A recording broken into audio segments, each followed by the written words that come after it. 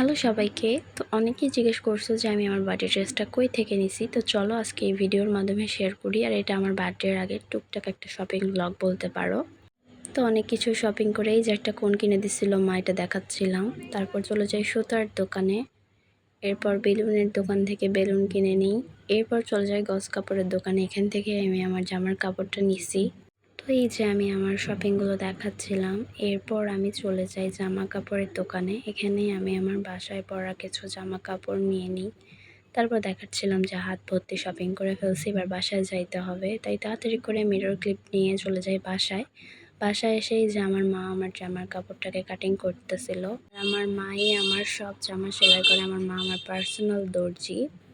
এরপর আমি রিবন দিয়ে বো বানাই, ওই বউগুলোকে আঠার সাহায্যে জামার সাথে লাগিয়ে দিই, কারণ আমার টাইম ছিল না সেলাই করার মতো। পরে অবশ্য সেলাই করে নিছিলাম। থ্যাংক ইউ মা, এত সুন্দর একটা জামা বানায় দেওয়ার জন্য।